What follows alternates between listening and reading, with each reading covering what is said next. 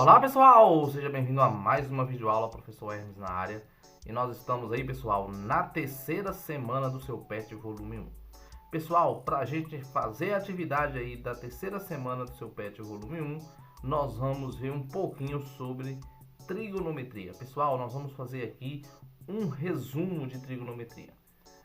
E lembrando que vai ser um resumo dos resumos, né? Porque trigonometria é um conteúdo aí muito extenso e a gente precisaria aqui de muitos vídeos para falar de trigonometria, tanto no triângulo quanto na circunferência, tá certo? Então nós vamos fazer aqui apenas um breve resumo para você ter uma noção de como utilizar aí a trigonometria para responder a sua atividade da semana 3.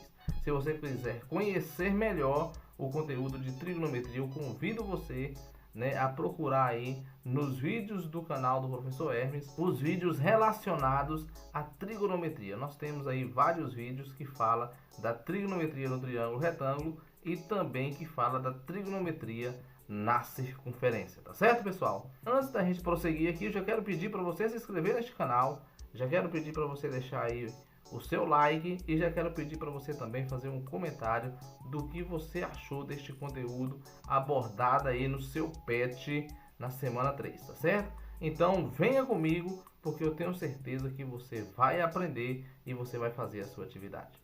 Pessoal, na matemática nós vamos destacar dois tipos de estudos da trigonometria. O primeiro nós vamos falar é trigonometria no triângulo retângulo, muito comum aí desde o 8º ano, né, 9º ano, que vocês já conhecem, é trigonometria no triângulo retângulo.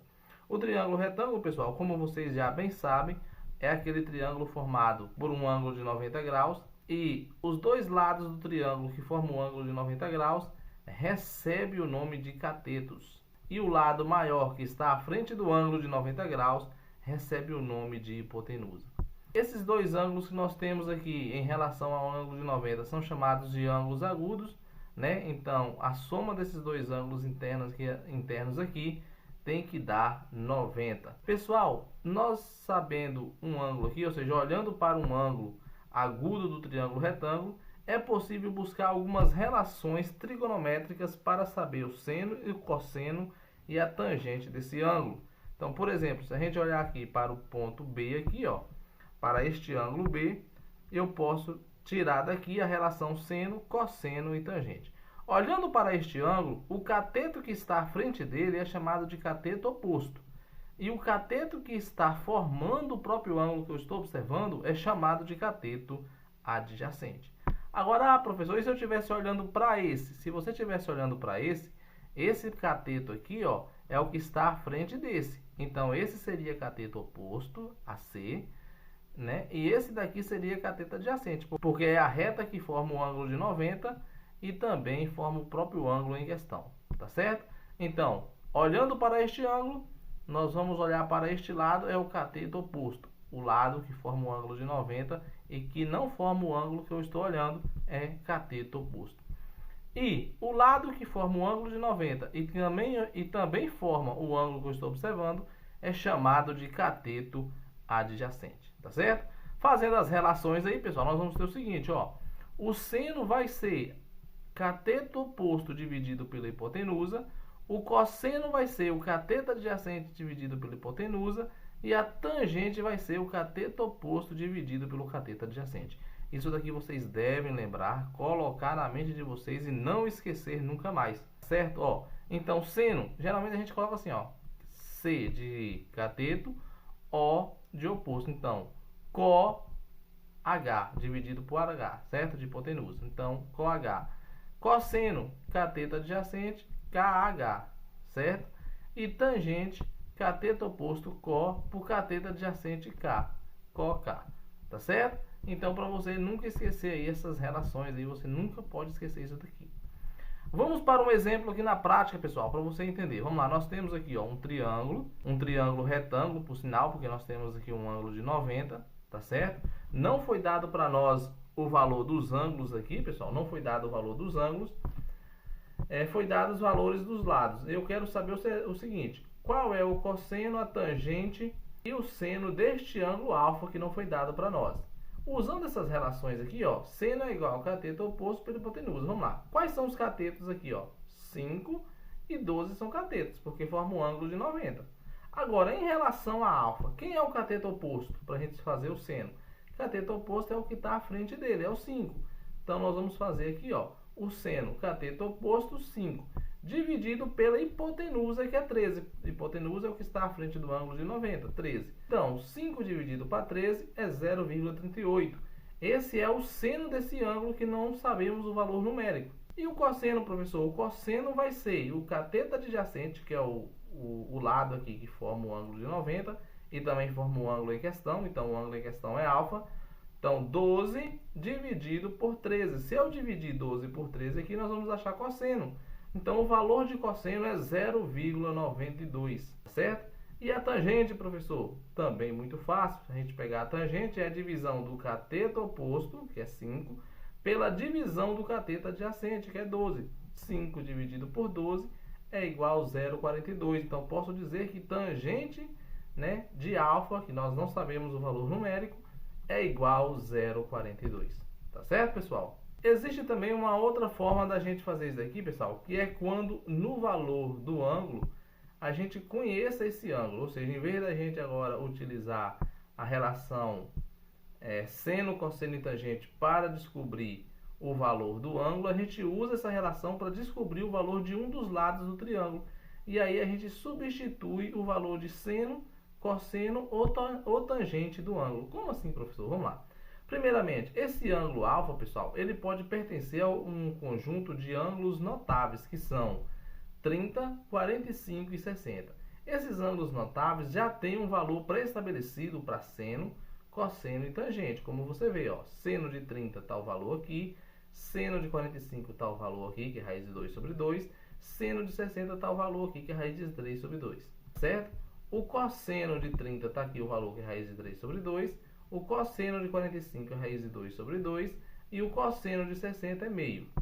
A tangente de 30 é igual a raiz de 3 sobre 3, a tangente é igual, de 45 é igual a 1 e a tangente de 60 é igual a raiz de 3. É uma tabelinha que vocês devem saber, ou seja, nunca pode esquecer isso daqui. Vocês vão ter que aprender o seno, o cosseno e a tangente dos ângulos chamados ângulos notáveis, que são os que mais aparecem nas questões de matemática. Pronto, com base nisso eu quero saber o valor de x. Veja, se esse ângulo aqui for um ângulo de 60 graus, por exemplo, né, vamos supor que isso daqui é um ângulo de 60. Qual é o valor de x? Então vamos lá, em relação ao ângulo de 60, esse x é um cateto adjacente, porque ele forma um ângulo de 90 e ele forma o ângulo de 60 que nós estamos observando. Então ele é um cateto adjacente. Nós já temos a medida da hipotenusa e nós já temos a medida do cateto oposto. Agora das relações matemáticas, pessoal, quais delas usa cateto adjacente na fórmula? Ó, essa daqui não usa cateto adjacente, então nós não vamos usar seno. Esquece. Agora veja, o cosseno a gente tem cateto adjacente por hipotenusa. Dá para usar cosseno. E a tangente a gente tem cateto oposto por cateto adjacente. Dá para usar tangente também. Então você pode usar qualquer uma delas duas. Então vou usar cosseno, tá? Pode usar essa ou essa. Então se eu usar o cosseno, eu vou colocar cosseno de 60, já que nós falamos que aqui é 60, vai ser igual. O cosseno é cateto adjacente por hipotenusa. O cateto adjacente é x, tá vendo? Ó? X é o cateto adjacente desse ângulo, porque ele forma um ângulo de 90 e forma o ângulo que estamos observando. Dividido pela hipotenusa. A hipotenusa aqui é 13, como nós já vimos, ó, está à frente do ângulo de 90 graus. Pronto. Agora nós vamos colocar no lugar de cosseno de 60 o valor que realmente vale, que você já sabe, ou seja, que você vai aprender a tabelinha. Qual é o cosseno de 60? Ó, cosseno vem aqui de 30, de 45, de 60. Cosseno de 60 está aqui, ó, 1 sobre 2. Vou substituir isso daqui por 1 sobre 2. Né? Cosseno de 60 é igual a 1 sobre 2, que é igual a x dividido por 13. Agora eu tenho duas igualdades de fração, pessoal. Eu vou fazer o quê? Eu vou multiplicar cruzado. Vai ficar 2x é igual a 1 vezes 3, que é 13. 2x é igual a 13. O que eu vou fazer agora? Eu tenho uma multiplicação aqui com a variável x. Eu vou levar ele para o outro lado dividindo. Então, x vai ser igual a 13 dividido por 2. Ou x vai ser igual a 6,5. achamos o valor de x aqui quando este ângulo é 60 graus. Então é assim que a gente aprende aí, que a gente usa a trigonometria no triângulo retângulo. Nós vamos ver agora a trigonometria na circunferência. É um assunto muito extenso e a gente vai ver aqui só as partes interessantes para você responder a atividade. Como eu disse antes, você vai precisar procurar aí nos vídeos do canal, né, uma sequência de vídeos que fala sobre trigonometria na circunferência para você entender todo o conteúdo, que é muito extenso. Então, pessoal, um círculo trigonométrico ele tem 360 graus. Lá no triângulo retângulo a gente via o seno, cosseno e a tangente de ângulos, né, entre 0 e 90 graus, porque o triângulo já tinha um ângulo de 90 e os outros dois, né, ângulos do triângulo, a somatória tinha que dar 90, tá certo? Então, o que acontece? Acontece que na circunferência nós podemos ter o seno, o cosseno e a tangente de ângulos maiores do que ângulos compreendidos entre 0 e 90 graus. Então, por exemplo, se eu abro aqui um ângulo de 30 graus na circunferência, mas antes disso eu tenho que mostrar aqui. Na circunferência a gente vai fazer, né, um círculo, vai fazer um plano cartesiano, certo? Esse plano cartesiano ele vai ter aqui um ponto origem, que é o ponto 0 e 0. E aqui, pessoal, essa parte aqui, que sai daqui da origem até tocar a circunferência, vai ter uma unidade de medida. Então, daqui até aqui, nós vamos ter uma unidade de medida, tá certo? O que mais? Essa linha aqui, os valores dos ângulos que toca essa linha é os valores que nós chamamos de cosseno, ou seja, eixo dos cossenos. E os valores que toca o eixo y é o chamado de eixo dos senos. Então, nós vamos, para lembrar, para você nunca esquecer, tá deitado, tá com sono, tá com seno, tá certo? Então é aqui, tá com seno, né? Tá deitado, tá com seno, né? De estar com sono, é eixo dos cossenos. Tá em pé, eixo dos senos, tá certo? E aí, professor, o que a gente faz? Aí a gente pega e escolhe um ângulo, a gente faz um ângulo com base no início aqui, que é o ponto origem, e aqui nós vamos ter um ponto A origem que a gente vai fazer no sentido anti-horário. Então nós vamos abrir o ângulo no sentido anti-horário em relação a esse ponto A. Então, vamos imaginar isso daqui, passando a retinha aqui. Então, o que nós vamos fazer agora? Nós vamos abrir um ângulo de 45 graus. Abrindo um ângulo de 45 graus aqui, vamos localizar 45 graus. Se a gente lançar ele, né, sobrepor ele na reta dos cossenos, ele vai parar aqui no eixo dos cossenos em um valor menor do que 1. Por quê? Daqui até aqui é 1. Então, daqui até aqui é menor do que 1. Certo? Então, todos os senos, pessoal, e cossenos, eles vão ter valores entre menos 1 e 1. Agora, se eu pegar esse mesmo 45 e fazer uma projeção para o eixo dos senos, ele também vai ter um valor menor do que 1. Porque daqui do ponto origem 0, 0, daqui do 0 até aqui tem 1. Então, daqui até aqui é um pouquinho menor do que 1, tá certo? E qual é o valor? É um valor que nós já sabemos. Qual é o cosseno de 45? O cosseno de 45 é raiz de 2 sobre 2. Então, essa parte aqui, daqui até aqui, vale raiz de 2 sobre 2. E daqui até aqui também vale raiz de 2 sobre 2, porque nós aprendemos lá que seno de 45 também é raiz de 2 sobre 2. Certo? Ah, professor, e como nós vamos fazer agora? Agora veja o detalhe. Esse 45, quando ele lança aqui no eixo dos cossenos, ele está lançando num valor maior do que 0. E qualquer ângulo do primeiro quadrante aqui, pessoal, que eu fazer isso, vai lançar no eixo dos cossenos um valor maior do que 0. Então, significa que no eixo dos cossenos, os ângulos entre 0 e 90 vai ter resultado positivo. Agora, veja, quando eu começo a fazer isso para ângulos maiores do que 90, vou dar um exemplo, vou pegar aqui 120. Se eu lançar 120 no eixo dos cossenos, eu vou lançar num valor que está antes do zero, ou seja, vai num valor negativo.